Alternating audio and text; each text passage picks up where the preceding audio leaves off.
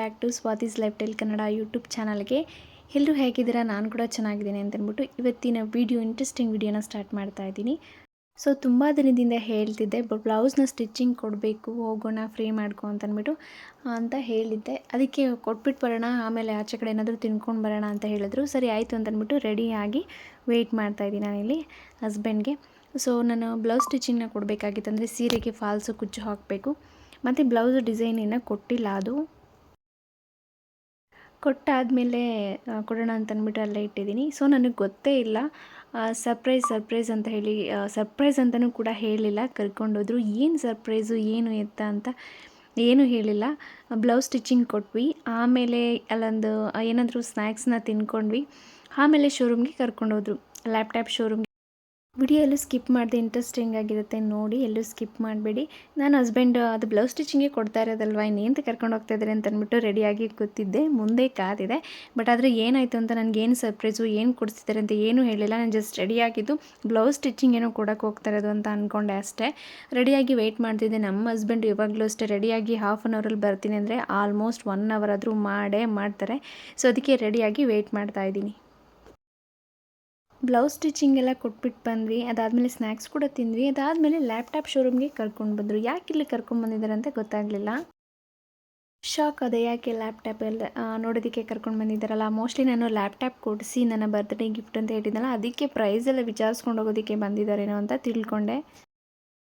ನಾನಿಲ್ಲಿ ಯೂಸ್ ಮಾಡ್ತಿರೋ ಫೋನು ಸ್ವಲ್ಪ ಸ್ಟೋರೇಜ್ ಅಂತ ಹೇಳ್ತಿದ್ದು. ನಾವು ಎಷ್ಟೇ ಫೋನ್ ತೊಗೊಂಡು ಏನೇ ತೊಗೊಂಡು ನಾವು ತುಂಬ ದಿನ ಆದಮೇಲೆ ವಿಡಿಯೋಸು ಫೋಟೋಸ್ ಎಲ್ಲ ಜಾಸ್ತಿ ಆದಮೇಲೆ ಸ್ಟೋರೇಜ್ ಇಲ್ಲ ಅಂತಲೇ ಬರುತ್ತೆ.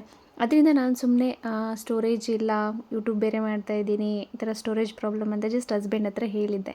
ಆವಾಗ ಹಸ್ಬೆಂಡ್, ನಾನೇನು ಕೇಳಿರಲಿಲ್ಲ, ಹಸ್ಬೆಂಡೇ ಹೇಳಿದರು, ಸರಿ ಬಿಡು ಯಾವಾಗಾದರೂ ಲ್ಯಾಪ್ಟಾಪ್ನ ಕೊಡಿಸ್ತೀನಿ ಬಿಡು, ಲ್ಯಾಪ್ಟಾಪ್ನ ಯೂಸ್ ಮಾಡ್ಕೋ, ಸ್ಟೋರೇಜ್ ಪ್ರಾಬ್ಲಮ್ ಇರಲ್ಲ ಅಂತ ಹೇಳಿದರು. ಸರಿ ಆಯಿತು, ಲ್ಯಾಪ್ಟಾಪ್ ಹೇಳಿದ್ರಲ್ಲ ಅವರೇ ಅಂತಂದ್ಬಿಟ್ಟು ಒಂದು 15 ಡೇಸ್ ಬ್ಯಾಕ್, ಅಂದರೆ 20 ಡೇಸ್ ಬ್ಯಾಕ್ ಅಷ್ಟೇ, 20 ಡೇಸ್ ಬ್ಯಾಕ್ ಅಷ್ಟೇ. ಹೌದು, ಸರಿ ಲ್ಯಾಪ್ಟಾಪ್ನ ಕೊಡಿಸು ನನಗೆ ಎಡಿಟಿಂಗ್ ಮಾಡ್ಕೊಳ್ಳೋದಕ್ಕೆ ಮತ್ತು ಯೂಸ್ ಮಾಡ್ಕೊಳ್ಳೋದಕ್ಕೆ, ನಿನಗೂ ಲೈಸೆನ್ಸ್ ಅದಕ್ಕೆಲ್ಲ ಬೇಕಾಗುತ್ತಲ್ಲ, ಲ್ಯಾಪ್ಟಾಪ್ ಕೊಡಿಸು ಅಂತ ಹೇಳಿದ್ದೆ. ಸರಿ ಕೊಡಿಸ್ತೀನಿ ಅಂತ ಹೇಳಿದೆ. ಯಾವಾಗ ಕೊಡಿಸ್ತೀಯ? ನನಗೆ ನನ್ನ ಬರ್ಡೇ ಗಿಫ್ಟ್ ಅಷ್ಟೊತ್ತಿಗೆ ಕೊಡಿಸ್ಬೇಕು. ಅಂದರೆ ನಾನು ಮಾರ್ಚ್ 15th ನನ್ನ ಬರ್ಡೇ ಅಷ್ಟೊತ್ತಿಗೆ ನನಗೆ ಲ್ಯಾಪ್ಟಾಪ್ನ ಕೊಡಿಸ್ಲೇಬೇಕು ನೀನು ಅಂತ ಕೇಳಿದೆ.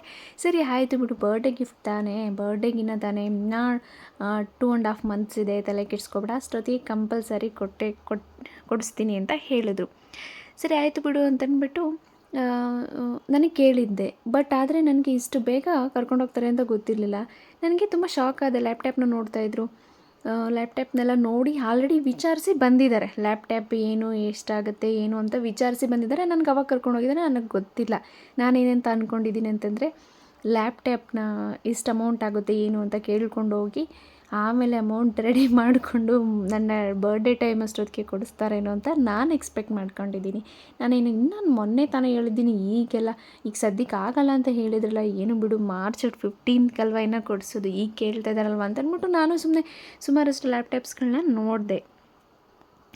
ಸೊ ಇನ್ನೊಂದೇನೆಂದರೆ, ನಾನು ಯೂಟ್ಯೂಬ್ ಚಾನಲ್ ಓಪನ್ ಮಾಡೋಕ್ಕಿಂತ ಮುಂಚೆ ನನ್ನ ಹತ್ರ ತುಂಬ ಚೆನ್ನಾಗಿರೋ ಫೋನ್ಗಳಿತ್ತು. ಅಂದರೆ ಸ್ಯಾಮ್ಸಂಗ್ ಫೋನ್ಗಳೇ ಇತ್ತು ನನ್ನ ಹತ್ರ, A52s ಈ ಥರ ಇತ್ತು. ತುಂಬ ಇಷ್ಟಪಟ್ಟು ಸ್ಯಾಮ್ಸಂಗ್ ಬ್ರ್ಯಾಂಡ್ನ ಯೂಸ್ ಮಾಡ್ತಿದ್ದೆ. ಮೊದಲು ಮದುವೆಯಾಗಿ ಹೊಸದ್ರಲ್ಲಿ 23,000, ಅದು ಸರಿಯಾಗಿ ನೆನಪಿಲ್ಲ ಅದರ ನೇಮು, ಅದು ಯೂಸ್ ಮಾಡ್ತಿದ್ದೆ, 2 ಯೂಸ್ ಮಾಡಿದೆ. ಅದಾದಮೇಲೆ 50,000 ಸ್ಯಾಮ್ಸಂಗ್ ಏನಿದೆಯಲ್ಲ, ಅದು ನಾವು A52sನ ಯೂಸ್ ಮಾಡ್ತಿದ್ದೆ. ಸೂಪರ್ ಕ್ವಾಲಿಟಿ ಇತ್ತು. ಸೊ ಏನು ಮಾಡಿದೆ, ನನ್ನ ಹತ್ರ ಫೋನ್ ಅಂತೂ ಬಾಳಿಕೆನೇ ಬರಲ್ಲ, ಯಾವ ಫೋನು ಅಷ್ಟೇ ನನ್ನ ಹತ್ರ ಬಾಳಿಕೆ ಬರಲ್ಲ, ಎಲ್ಲನೂ ಆಲ್ಮೋಸ್ಟ್ 6 ತಿಂಗಳಿಗೊಂದು, 8 ತಿಂಗಳಿಗೊಂದು, ಈ ಥರ ನನ್ನ ಹತ್ರ ಫೋನ್ ಬಾಳಿಕೆನೇ ಬರೋದಿಲ್ಲ. 53,000 ಏನೋ ನಾನು ಯೂಸ್ ಮಾಡ್ತಿದ್ದೆ. ತುಂಬ ಚೆನ್ನಾಗಿತ್ತು, ಕ್ಯಾಮ್ರಾ ಕ್ಲಾರಿಟಿ, ವಿಡಿಯೋ ಕ್ಲಾರಿಟಿ ಸಖತ್ತಾಗಿತ್ತು, ರೀಲ್ಸ್ ಮಾಡೋದಕ್ಕೆ ಎಲ್ಲದಕ್ಕೂ ತುಂಬಾ ಇಷ್ಟ ಆಗ್ತಿತ್ತು. ಅದೆಲ್ಲ ಆವಾಗ ಹೊಡೆದಾಕ್ತೆ. ಅದಾದಮೇಲೆ ಹಸ್ಬೆಂಡ್ಗೆ ಹೇಳಿದೆ, ನೀನು ನನ್ನ ಹತ್ರ ಫೋನ್ ಬಾಳೋದೇ ಇಲ್ಲ, ಸ್ಯಾಮ್ಸಂಗು ತುಂಬ ಚೆನ್ನಾಗಿರುತ್ತೆ, ಆದರೆ ಒಂದು ಸಲ ಕೆಳಗಡೆ ಎತ್ತಾಕಿದ್ರೆ ಅದು ರೆಡಿನೇ ಆಗಲ್ಲ. ನನಗದು ತುಂಬಾ ಅಪ್ಸೆಟ್ ಆಯಿತು. ಅದರಲ್ಲಿ ಫೋಟೋಸು, ವಿಡಿಯೋಸು, ನನಗೆ ಮೆಮೊರೀಸು, ನನ್ನ ಮಗಳದು ಎಲ್ಲನೂ ಇತ್ತು. ಬಟ್ ಆದರೆ ಹೊಡೆದೋಯ್ತು ಫೋನು, ಅದು ಮತ್ತೆ ರೆಡಿ ಆಗಲಿಲ್ಲ. ಅದರಿಂದ ನನಗೆ ತುಂಬ ಬೇಜಾರಾಗಿ ಸ್ಯಾಮ್ಸಂಗೇ ಯೂಸ್ ಮಾಡೋದು ಬೇಡ, ಯಾಕೆಂದರೆ ಹೊಡೆದೋಗಿದ ತಕ್ಷಣವೇ ಫೋನ್ಗಳು ಯೂಸ್ ಆಗೋದೇ ಇಲ್ಲ ಅಂತ ಹೇಳಿದ್ರೆ, ಒಂದು ತಿಂಗಳಿಗೆಲ್ಲ ಹೊಡೆದೋಗುತ್ತೆ, ಹಂಗಾದ್ರೆ ಫೋನ್ ಮತ್ತೆ ಯೂಸ್ ಆಗೋದಿಲ್ವಾ ಆ ಥರ. ಅದಕ್ಕೆ ನಾನು ಸ್ಯಾಮ್ಸಂಗನ್ನು ಬೇಡವೇ ಬೇಡ, ಅದು ಒಂದು ಸಲ ತುಂಬ ಒಳ್ಳೆ ಬ್ರ್ಯಾಂಡೆಡ್ ಚೆನ್ನಾಗಿರುತ್ತೆ, ಕ್ಯಾಮ್ರಾ ವಿಡಿಯೋ ಎಲ್ಲ ಚೆನ್ನಾಗಿರುತ್ತೆ, ಬಟ್ ಆದರೆ ಅದು ಬೇಡ ಹೊಡೆದೋಗುತ್ತೆ ಅಂತ ಅಂದ್ಬಿಟ್ಟು 20,000 ಓಪನಾಗಿ ತೆಗೆಸ್ಕೊಂಡೆ. ನನಗೆ ಯೂಟ್ಯೂಬ್ ಮಾಡೋ ಐಡಿಯಾನೇ ಇರಲಿಲ್ಲ, ಯೂಟ್ಯೂಬ್ ಮಾಡ್ತೀನಿ ಅಂತ ಅಂದ್ಕೊಂಡೇ ಇರಲಿಲ್ಲ. ಜಸ್ಟ್ ಯೂಸ್ ಮಾಡೋದಕ್ಕೆ ನನ್ನ ಹತ್ರ ಫೋನ್ ಬಾಳಿಕೆ ಬರೋದಿಲ್ಲ, ಮುಂದೆ ನೋಡ್ಕೊಳ್ಳೋಣ ಅಂತ ಅಂದ್ಬಿಟ್ಟು ಜಸ್ಟ್ 22,000 ತೆಗೆಸ್ಕೊಂಡೆ. ಬಟ್ ಆದರೆ ನನಗೆ ಗೊತ್ತಿರಲಿಲ್ಲ ಯೂಟ್ಯೂಬ್ನ ಸ್ಟಾರ್ಟ್ ಮಾಡ್ತೀನಿ ಅಂತ ಅಂದ್ಬಿಟ್ಟು. ಬಟ್ ಈ ಫೋನಲ್ಲೇ ಇವಾಗ ಮಾಡ್ತಾಯಿದ್ದೀನಿ, ಬಿಕಾಸ್ ಲ್ಯಾಪ್ಟಾಪು ನನಗೆ ಸ್ಟೋರೇಜ್ ಪ್ರಾಬ್ಲಮ್ ಮತ್ತು ಎಡಿಟಿಂಗ್ಗೆ ಅಂತ ಅಂದ್ಬಿಟ್ಟು ತೆಗೆಸ್ಕೊಂಡೆ. ಹಸ್ಬೆಂಡ್ ಫೋನ್ ಕೂಡ ತಗೋ ಅಂತ ಹೇಳಿದ್ರು, ನನ್ನ ಹತ್ರ ಬಾಳಿಕೆ ಬರೋದಿಲ್ಲ. ಇನ್ನೊಂದು ಏನಂತಂದರೆ ಕ್ಯಾಮ್ರಾ ಕ್ಲಾರಿಟಿಗೆಲ್ಲ ನಿನಗೆ ವಿಡಿಯೋ ಚೆನ್ನಾಗಿ ಬರಬೇಕು, ಕ್ಲಾರಿಟಿ ಯೂಟ್ಯೂಬ್ಗೆ ಹಾಕೋದಕ್ಕೆ ಅಂತ ಹೇಳ್ದಲ್ಲ ಅಂತ ಅಂದ್ಬಿಟ್ಟು ಹೇಳಿದ್ರು. ಇನ್ನೊಂದೇನೆಂದರೆ ಲ್ಯಾಪ್ಟಾಪು ತೆಗೆಸ್ಕೊಂಡು ಈಗ ಮತ್ತೆ ಫೋನ್ಗೆ ಬಂಡವಾಳ ಹಾಕಿಸ್ಕೊಂಡು ಈಗ ಏನಂದರೆ ಏನೂ ಇಲ್ಲ ಯೂಟ್ಯೂಬಲ್ಲಿ ಇಂಪ್ರೂವ್ಮೆಂಟ್. ಸುಮ್ಮನೆ ಯಾಕೆ ಮೊಬೈಲ್ಗೆಲ್ಲ ಬಂಡವಾಳ ಹಾಕಿ, ಆಮೇಲೆ ಯೂಟ್ಯೂಬಲ್ಲಿ ಏನೂ ಇಂಪ್ರೂವ್ಮೆಂಟ್ ಆಗಿಲ್ಲ ಅಂದರೆ ಅದು ಕೂಡ ಇನ್ವೆಸ್ಟ್ಮೆಂಟು ವೇಸ್ಟ್ ಫೋನ್ಗೆ ಅಂದ್ಬಿಟ್ಟು ಸದ್ಯಕ್ಕೆ ಇದೇ ಇರಲಿ, ಏನಾದರೂ ಇಂಪ್ರೂವ್ಮೆಂಟ್ ಆದರೆ ಒಂದೊಳ್ಳೆ ಫೋನ ತೊಗೊಳ್ಳೋಣ ಅಂತ ತೆಗೆಸ್ಕೊಳ್ಳೋಣ ಅಂತ ಅಂದ್ಕೊಂಡೆ. ಹಸ್ಬೆಂಡೇ ತಗೋ ಅಂತ ಹೇಳಿದ್ರು, ಬೇಡ ಈಗ ನನಗೆ ಸದ್ಯಕ್ಕೆ ಮೊಬೈಲ್ ಬೇಡ, ಈ ಸದ್ಯ ಇನ್ನೂ 1 ವರ್ಷವೂ ಆಗಿಲ್ಲ ಇದನ್ನ ತೆಗೆಸ್ಕೊಂಡು ಈ ಮೊಬೈಲು. ಮತ್ತೆ ಮೊಬೈಲು ಅಂತ ಹೇಳಿದ್ರೆ ಅದಕ್ಕೂ ಇನ್ವೆಸ್ಟ್ಮೆಂಟ್ ಮಾಡಿ, ಇದು ಅಟ್ಲೀಸ್ಟ್ ಇನ್ನೂ ಹಳೇದಾಗಬೇಕಲ್ವಾ, ಅಂದರೆ ಅದಕ್ಕೆ ಇನ್ವೆಸ್ಟ್ಮೆಂಟ್ ಮಾಡೋದು ಇನ್ನೂ ಬೇಜಾರೇನಿಲ್ಲ. ಆದರೆ ಯೂಟ್ಯೂಬ್ ಇನ್ನೂ ಏನಂದರೆ ಏನೂ ಇಲ್ಲ, ಸುಮ್ಮನೆ ಅದಕ್ಕೆಲ್ಲ ಬಂಡವಾಳ ಹಾಕ್ಕೊಂಡು ಯಾಕೆ ಸುಮ್ಮನೆ, ಅಟ್ಲೀಸ್ಟ್ ಏನೋ ಒಂದು ಇಂಪ್ರೂವ್ಮೆಂಟ್ ಆದರೆ ವಿಡಿಯೋ ಕ್ವಾಲಿಟಿ ಇಂಪ್ರೂವ್ಮೆಂಟ್ ಮಾಡ್ಕೊಳ್ಳೋಕ್ಕೆ ಹೊಸ ಫೋನನ್ನು ತೊಗೊಳ್ಬೋದು. ಅದರಿಂದ ನಾನು ಬೇಡ ಅಂತ ಹೇಳಿದೆ. ಹಸ್ಬೆಂಡ್ ಕೂಡ ಐಫೋನನ್ನು ಎಲ್ಲ ನೋಡಿದ್ರು, ಐಫೋನ್ ಅದೆಲ್ಲ ಕ್ಯಾಪ್ಚರ್ ಮಾಡಿದ್ದೆ ನಾನು, ಏನೋ ಗೊತ್ತಿಲ್ಲ ವಿಡಿಯೋ ಡಿಲೀಟ್ ಆಗಿದೆ. ಮುಂದೆ ತಗೊಳ್ಳೋ ಸಾಧ್ಯತೆ ಇದೆ, ಅದನ್ನು ಕೂಡ ನೋಡ್ತಾಯಿದ್ರು. ಮುಂದಕ್ಕೆ ತಗೊಳ್ತಾರೆ ಅದನ್ನು ಕೂಡ ಹೇಳ್ತೀನಿ. ನನಗಂತೂ ಐಫೋನ್ ಅಂದರೆ ಅಷ್ಟು ಇಷ್ಟ ಆಗಲ್ಲ, ನನಗೆ ಸ್ಯಾಮ್ಸಂಗ್ ಅಂದ್ರೇ ಇಷ್ಟ. ಹೊಡೆದೋಗುತ್ತೆ, ಸರಿಯಾಗಿ ಯೂಸ್ ಆಗಲ್ಲ, ಹೊಡೆದೋದ್ರೆ ಒಂದು ಸಲ ಅನ್ನೋದು ಬಿಟ್ಟರೆ ನನಗೆ ತುಂಬ ಇಷ್ಟ ಆಗುತ್ತೆ ಸ್ಯಾಮ್ಸಂಗು. ಹಸ್ಬೆಂಡ್ಗಂತೂ ಐಫೋನ್ ಹುಚ್ಚು, ಮುಂಚೆ ಅವರೆಲ್ಲ ಐಫೋನ್ ಯೂಸ್ ಮಾಡ್ತಿದ್ರು, ಈಗ ಐಫೋನ್ ತೊಗೊಳ್ಳೋದಕ್ಕೆ ಪ್ಲ್ಯಾನಿಂಗಲ್ಲಿದ್ದಾರೆ. ನೋಡಿದ್ವಿ, ನಾನು ಆ್ಯಪಲ್ದು ಮ್ಯಾಕ್ ಬುಕ್ಕನ್ನು ನೋಡ್ತಾ ಇದ್ದೀನಿ. ಆ್ಯಪಲ್ ಮ್ಯಾಕ್ ಬುಕ್ದು ತುಂಬಾ ಚೆನ್ನಾಗಿದೆ.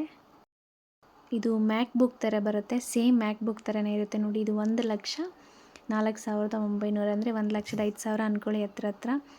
ಇದನ್ನು ನೋಡ್ತಾ ಇದ್ದೆ, ತುಂಬಾ ಇಷ್ಟ ಆಯಿತು. ಡಿಸೈನ್ ಆಗಿರಲಿ, ಕಲರ್ ಆಗಿರಲಿ, ಒಂಥರ ಮ್ಯಾಕ್ ಬುಕ್ ಥರ ತುಂಬ ಕ್ಯೂಟಾಗಿ ಸ್ಮಾರ್ಟಾಗಿ ಸಖತ್ತಾಗಿತ್ತು. ನಾನು ಇದನ್ನೇ ಫಸ್ಟ್ ನೋಡಿದ್ದು, ಇದನ್ನೇ ತೊಗೊಳ್ಬೇಕು ಅಂತ ಹೋದ್ವಿ. ಆದರೆ ಕೆಲವೊಂದು ತುಂಬಾ ನೋಡಿದ್ವಿ. ಲೆನೋವೋ ನೋಡಿದ್ವಿ, ಡೆಲ್ ನೋಡಿದ್ವಿ, HP ನೋಡಿದ್ವಿ. ಪ್ರತಿಯೊಂದನ್ನು ನೋಡಿ ಯಾವುದು ಫೀಚರ್ಸ್ ಚೆನ್ನಾಗಿದೆ, ಯಾವುದೀಗ ನಂಬರ್ 1 ಇದೆ, ಫೀಚರ್ಸ್ ಯಾವುದ್ರಲ್ಲಿ ಏನಿದೆ, ಎಲ್ಲದಕ್ಕಿಂತ ಚೆನ್ನಾಗಿರೋ ಫೀಚರ್ಸ್ ಇರೋದು ತೊಗೊಳ್ಳೋಣ ಅಂತಂದ್ಬಿಟ್ಟು ನೋಡಿದ್ವಿ. ಇದು ಬಂದುಬಿಟ್ಟು ಇದು ಆ್ಯಪಲ್, ಇದು 83,000. ಇದನ್ನು ಕೂಡ ನೋಡಿದ್ವಿ ನಾವು. ಆ್ಯಪಲಲ್ಲೇ ತೊಗೊಳ್ಳೋಣ ಅಂತ ಹೋಗಿದ್ದು. ಆದರೆ ಏನಂತಂದರೆ ಆ್ಯಪಲಲ್ಲಿ ತೊಗೊಳಕ್ಕೆ ಯಾಕಾಗಲಿಲ್ಲ, ತೊಗೊಳ್ಳೋದು ಬೇಡ ಅಂತ ನಿಲ್ಲಿಸಿದ್ವಿ. ಯಾಕೆ ಅಂತಂದರೆ ಇದರಲ್ಲಿ ಸರ್ವಿಸ್ ಇಲ್ವಂತೆ. ನಾವು 1,83,000 ಕೊಟ್ಟು ತೊಗೊಂಡ್ರು ಸರ್ವಿಸ್ ಇಲ್ಲ ಅಂತಂದರೆ, ಏನಾದರೂ ಯೂಸ್ ಆಗಿಲ್ಲ ಅಂತಂದರೆ, ಏನಾದರೂ ಬರ್ತಾ ಆಮೇಲೆ ತೊಗೊಂಡು 3 ಮಂತ್ಸ್ಗೆ, ತೊಗೊಂಡು 6 ಮಂತ್ಸ್ಗೆ ಸ್ಲೋ ಆದರೆ ಸಿಸ್ಟಮು, ಅದಕ್ಕೆಲ್ಲ ಸರ್ವಿಸ್ ಇಲ್ಲ ಅಂತಂದರೆ ಎಷ್ಟು ಲಕ್ಷ ಇನ್ವೆಸ್ಟ್ಮೆಂಟ್ ಆಗಿ ಬಂಡವಾಳ ಹಾಕಿ ವೇಸ್ಟ್ ಅಲ್ವಾ. ಮತ್ತು ಫೀಚರ್ಸ್ ಕೂಡ ಇದಕ್ಕಿಂತ ಚೆನ್ನಾಗಿ ಡೆಲ್ಲಲ್ಲಿದೆ ಅಂತ ಹೇಳಿದ್ರು. ಅದರಿಂದ ಇನ್ನೇನು ಬಿಡು, ಫೀಚರ್ಸ್ ಕೂಡ ಇದಕ್ಕಿಂತ ಮತ್ತು ಲೆನೋವೋಗಿಂತ HP ಜಾಸ್ತಿ ಈಗ ಡೆಲ್ಲಲ್ಲಿ ಇದೆ ಅಂತ ಹೇಳಿದ್ರು. ಅದು ಯಾವ ಮಾಡೆಲ್, ಅದು ಏನು ಅಂತ ಕೂಡ ನಿಮಗೆ ನಾನು ತೋರಿಸ್ತೀನಿ ಮುಂದಿನ ವೀಡಿಯೋಗಳಲ್ಲಿ. ಕ್ಯಾಪ್ಚರ್ ಮಾಡ್ಕೊಂಡಿದ್ದೆ, ಅದು ವಿಡಿಯೋನೇ ಡಿಲೀಟ್ ಆಗಿದೆ, ಫೋನೇನೋ ಸ್ವಲ್ಪ ಪ್ರಾಬ್ಲಮ್ ಆಗಿದೆ ಅದರಿಂದ. ನೋಡಿ, ಇದು ಕೂಡ ನೋಡಿದ್ವಿ, ಲೆನೋವೋ ತುಂಬ ಚೆನ್ನಾಗಿದೆ. ಇದು 73,000.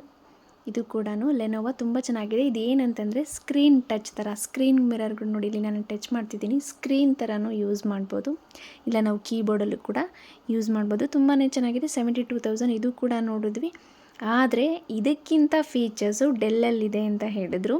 ಇದಕ್ಕಿಂತ ಫೀಚರ್ಸು ಪ್ರತಿಯೊಂದು ಇದಕ್ಕಿಂತ ಲೆನೋವೋಗಿಂತ HP ಡೆಲ್ಲಲ್ಲೇ ಕೂಡ ಚೆನ್ನಾಗಿ ಫೀಚರ್ಸ್ ಇದೆ. ಎಲ್ಲನೂ ಕೂಡ ಅಪ್ಡೇಟ್ ವರ್ಷನಿಗೆ ಇದೆ. 13th ಜನರೇಷನ್ ಪ್ರತಿಯೊಂದು ಕೂಡ ಡೆಲ್ಲಲ್ಲೇ ಚೆನ್ನಾಗಿದೆ. ಎಲ್ಲದಕ್ಕೂ ಕಂಪೇರ್ ಮಾಡಿಕೊಂಡ್ರೆ ಡೆಲ್ ಈಗ ನಂಬರ್ 1 ಇದೆ. ಎಲ್ಲ ಫೀಚರ್ಸು ಕೂಡ ಹ್ಯಾಡ್ ಇದೆ ಅಂತ ಹೇಳಿದ್ಮೇಲೆ ನಾವು ಈಗ ಸ್ಕ್ರೀನ್ ಟಚ್ಗೋಸ್ಕರ ನಾವು ಲೆನೋವೋನ ತೊಗೊಳೋಕ್ಕಾಗಲ್ಲ. ಎಲ್ಲದೂ ನಾವು ಗಮನದಲ್ಲಿ ಇಟ್ಕೊಂಡು ಫೀಚರ್ಸು ಮುಂದೆ 6 ಮಂತ್ಸ್ ಆದರೂ, ಎಷ್ಟು ದಿನ ಆದರೂ ಸ್ಲೋ ಆಗಿ, ಈಗ ವಸ್ತುರಲ್ಲಿ ತುಂಬ ಫಾಸ್ಟಾಗಿ ವರ್ಕ್ ಆಗಿ ಆಮೇಲೆ ತುಂಬ ಸ್ಲೋ ಆಗಿ ಸಿಸ್ಟಮ್ ವರ್ಕ್ ಆಗುತ್ತೆ. ಅದರಿಂದ ಫೈನಲ್ ಆಗಿ ಡೆಲ್ಲನ್ನು ಸೆಲೆಕ್ಟ್ ಮಾಡಿದರು. ಆಲ್ರೆಡಿ ಸೆಲೆಕ್ಟ್ ಮಾಡಿ ಎಲ್ಲ ಕೇಳಿಕೊಂಡು ಏನೇನು ಚೆನ್ನಾಗಿದೆ, ನಂಬರ್ ಒನ್ ಯಾವುದು ಲ್ಯಾಪ್ಟಾಪ್ ಇದೆ. ಈಗ ಅದು ಲೆನೋವೋ ಇದು ಎಲ್ಲ ಸೇಮ್ ಟು ಸೇಮೇ, ಬಟ್ ಇದೇ ಪ್ರೈಸಲ್ಲೂ ಆ್ಯಪಲ್ ಕೂಡ ಸಿಗ್ತಿತ್ತು. ಬಟ್ ಅದನ್ನೇ ತೊಗೊಳ್ಬೋದಲ್ಲ ಅಂತ ನಾನು ಹೇಳಿದರೆ ಕಂಪ್ಲೀಟಾಗಿ ಹೇಳಿದರು, ಈ ಥರ ಪ್ರೊಸೀಜರ್ ಇದೆ, ಇದಿದೆ, ಫೀಚರ್ಸ್ ಎಲ್ಲ ಚೆನ್ನಾಗಿದೆ, ನಾವು ಯಾವಾಗ ತೊಗೊಂಡ್ರು ಫೀಚರ್ಸ್ ಚೆನ್ನಾಗಿರೋದು ತೊಗೊಳ್ಬೇಕಲ್ವ ಅಂತಂದ್ಬಿಟ್ಟು ನೋಡಿ. ಈಗ ಆಲ್ರೆಡಿ ಎಲ್ಲ ನೋಡಿ ಇಟ್ಬಿಟ್ಟು ಈಗ ಇನ್ಸ್ಟಾಲೇಷನನ್ನು ಮಾಡ್ಕೊಳ್ತಾ ಇದ್ದಾರೆ. ನನಗಂತೂ ತುಂಬಾ ಖುಷಿಯಾಯಿತು, ಸರ್ಪ್ರೈಸಿಂಗ್ ಆಯಿತು. ತಗೊಂಡು ಬನ್ನಿ ಲ್ಯಾಪ್ಟಾಪ್ನ ಅಂತ ತೆಗೆಸ್ಕೊಂಡು ಬಂದರು. ನಾನು ಸುಮ್ಮನೆ ನಿಂತಿದ್ದೆ. ನೋಡು, ಇದೇ ಲ್ಯಾಪ್ಟಾಪು ನಿನಗೆ ತೊಗೊಂಡಿರೋದು, ನಿಂಗೆ ಇಷ್ಟ ಆಯಿತಾ, ನಿನಗೆ ಕಲರ್ ಕಾಂಬಿನೇಷನ್ ಇಷ್ಟ ಆಗಿದೆಯೋ ಇಲ್ವೋ, ಇಷ್ಟ ಆಗಿದೆಯಲ್ವ ಅಂತ ಕೇಳಿದರು. ನನಗಂತೂ ತುಂಬಾ ಖುಷಿ ಆಯಿತು. ನನ್ನ ಖುಷಿಗೆ ಎಕ್ಸ್ಪ್ರೆಸ್ ಮಾಡೋಕ್ಕೆ ಆಗ್ತಿರ್ಲಿಲ್ಲ. ಒಂದು 50,000 ಒಳಗಡೆ ತಗೋಣ ಅಂತ ಹೇಳಿದ್ರು, ಬಟ್ 70,000 ಇದು ಆ್ಯಕ್ಚುಲಿ ಇದು 70,000. ತುಂಬಾ ಖುಷಿ ಆಯಿತು. ಮತ್ತು ಎಲ್ಲದಕ್ಕಿಂತ ಚೆನ್ನಾಗಿರೋದೇ ಕೊಡಿಸ್ತಾ ಇದ್ದಾರೆ. ನಿನಗೆ ಖುಷಿ ಆಯಿತಾ, ನಿನಗೆ ಕಲರ್ ಇಷ್ಟ ಆಯಿತಾ ಅಂತ ಅಂದ್ಬಿಟ್ಟು ಸ್ವಲ್ಪ ನಾನು ಗುರ್ರ ಅಂತಿದ್ದೆ. ನನಗೆ ಕೇಳದೆ ತೊಗೊಂಡಿದ್ಯಾ, ಕಲರ್ ಕೇಳಬೇಕು ತಾನೆ, ಹಂಗೆ ಹಿಂಗೆ ಅಂತಂದ್ಬಿಟ್ಟು ಸ್ವಲ್ಪ ಬೇಜಾರು ಮಾಡ್ಕೊಂಡಿದ್ದೆ, ಸ್ವಲ್ಪ ಕೋಪ ಮಾಡ್ಕೊಂಡಿದ್ದೆ. ಇಲ್ಲ, ಇದರಲ್ಲಿ ಬರೋದೇ ಇದಂತೆ, ಸಿಲ್ವರ್ ಒಂದೇ ಬರೋದು ಇದರಲ್ಲಿ, ಅಂದರೆ ಈ ಮಾಡೆಲಲ್ಲಿ ಸಿಲ್ವರ್ ಒಂದೇ ಬರೋದು, ಬೇರೆದು ಬರಲ್ಲ. ನಿನ್ನ ಕಲರ್ ಒಂದು ನೋಡ್ತಾ ಇದ್ದೆ, ಬಟ್ ನನ್ನ ಫೀಚರ್ಸು ಚೆನ್ನಾಗಿ ಮುಂದೆ ಯೂಸ್ ಆಗುವಂಥದ್ದು ನೋಡ್ತಾ ಇದ್ದೀನಿ ಅಂತ ಹೇಳಿದ್ರು. ಸ್ವಲ್ಪ ಹೊತ್ತು ಕೋಪ ಮಾಡಿಕೊಂಡೆ. ಅದಾದಮೇಲೆ ಅಯ್ಯೋ, ಇಷ್ಟು ದೊಡ್ಡ ಲ್ಯಾಪ್ಟಾಪೇ ಕೊಡಿಸ್ತಾ ಇದ್ದಾರಲ್ವ ಅಂತಂದ್ಬಿಟ್ಟು ಖುಷಿಪಟ್ಟೆ. ಸೊ ಫೈನಲಿ ನನ್ನ ಲ್ಯಾಪ್ಟಾಪು ನನ್ನ ಕೈ ಸೇರಿತು. ನಾನು ಆಲ್ರೆಡಿ ಅದೆಲ್ಲ ಮೊಬೈಲಲ್ಲಿರೋದೆಲ್ಲ ಇದಕ್ಕೆ ಆ್ಯಡ್ ಮಾಡ್ಕೊಂಡಿದ್ದೀನಿ. ಏನೇನು ಬೇಕೋ ಸ್ಟೋರೇಜ್ ಎಲ್ಲನೂ ಕೂಡ ಫುಲ್ ಆಗುತ್ತೆ ಅಂತಂದ್ಬಿಟ್ಟು ಲ್ಯಾಪ್ಟಾಪ್ಗೆ ಕಳಿಸ್ಕೊಂಡಿದ್ದೀನಿ. ಸೊ ತುಂಬಾ ಖುಷಿ ಆಯಿತು. ನನ್ನ ಹಸ್ಬೆಂಡು ನನಗೆ ಸರ್ಪ್ರೈಸಾಗಿ ಕೊಟ್ಟಿದ್ದಕ್ಕೆ, ಯಾವಾಗಲೂ ಮಾರ್ಚಲ್ಲಿ ತಂದುಕೊಡ್ತಾರೆ ಅಂತ ಹೇಳಿದೆ, ಬಟ್ ಈಗಲೇ ಕೊಟ್ಟಿದ್ದಕ್ಕೆ ತುಂಬಾ ಖುಷಿ ಆಯಿತು. ಐ ಆಮ್ ಸೋ ಲಕ್ಕಿ ಅಂತ ಹೇಳ್ಬೋದು. ಕೇಳಿದ ತಕ್ಷಣ ಎಲ್ಲ ಕೊಡಿಸ್ತಾರೆ. ನನಗಿದು ಬೇಕು ಅಂತಂದರೆ ಆಯಿತು, ನಿಂಗೆ ಇದು ಇಷ್ಟ ಆಯಿತಾ, ತಂದುಕೊಡ್ತೀನಿ ಬಿಡು ಅಂತಂದ್ಬಿಟ್ಟು ತಂದುಕೊಡ್ತಾರೆ. ಏನೇ ಇಷ್ಟಪಟ್ಟು ನಾನು ಏನೇ ಮಾಡಿದ್ರು, ನಿನಗೆ ಇಷ್ಟ ಬಂದಿದ್ದು ಮಾಡು, ನಿನಗೆ ಇಷ್ಟ ಬಂದಿದ್ದು ತಗೋ, ನಾನು ಕೊಡಿಸ್ತೀನಿ, ತಲೆ ಕೆಡಿಸ್ಕೊಬೇಡ ಅಂತ ಹೇಳ್ತಾರೆ. ಐ ಆಮ್ ಸೋ ಲಕ್ಕಿ ಅಂತಲೇ ಹೇಳ್ಬೋದು. ಅದು 15 ಡೇಸ್ ಆಗಿಲ್ಲ ಅಷ್ಟೇ ನಾನು ಕೇಳಿ, ಅದು ಸದ್ಯಕ್ಕೆ ಆಗಲೇ ಲ್ಯಾಪ್ಟಾಪನ್ನು ತಂದುಕೊಟ್ಟಿದ್ದಾರೆ.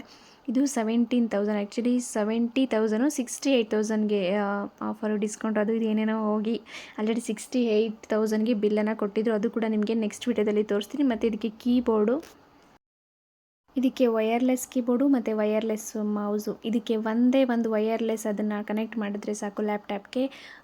ವಯರ್ಲೆಸ್ ಕೀಬೋರ್ಡು, ವಯರ್ಲೆಸ್ ಮೌಸ್ ಎರಡು ಕೂಡ ಯೂಸ್ ಆಗುತ್ತೆ. ತುಂಬಾ ಒಳ್ಳೆ ಫೀಚರ್ ಅಂತಲೇ ಹೇಳ್ಬೋದು. ಅದನ್ನು ತೋರಿಸ್ತೀನಿ ಎಷ್ಟು ಸ್ಮಾರ್ಟ್ ಆಗಿದೆ ಅಂತ ಅಂದ್ಬಿಟ್ಟು ನೆಕ್ಸ್ಟ್ ವೀಡಿಯೋದಲ್ಲಿ ಹಾಕ್ತೀನಿ. ವಿಡಿಯೋ ತುಂಬ ಲೆಂತಿ ಆಗ್ತಿದೆ. ಕೀಬೋರ್ಡ್ ಕೂಡ ಬಂದಿದೆ, ಮೌಸ್ ಕೂಡ ಬಂದಿದೆ, ವಯರ್ಲೆಸ್ ಕನೆಕ್ಟರ್ ಕೂಡ ಬಂದಿದೆ. ಆ ಕನೆಕ್ಟರ್ನ ನಾವು ಲ್ಯಾಪ್ಟಾಪ್ಗೆ ಕನೆಕ್ಟ್ ಮಾಡಿದ್ರೆ ಸಾಕು, ನಮಗೆ ವಯರೇ ಬೇಕಾಗಿಲ್ಲ. ಮೌಸ್ ವರ್ಕ್ ಆಗುತ್ತೆ, ಕೀಬೋರ್ಡ್ ಕೂಡ ವರ್ಕ್ ಆಗುತ್ತೆ. ಇಷ್ಟನ್ನು ಕೊಟ್ಟಿದ್ದಾರೆ. ನೆಕ್ಸ್ಟ್ ವೀಡಿಯೋದಲ್ಲಿ ತೋರಿಸ್ತೀನಿ. Thank you for watching. To subscribe.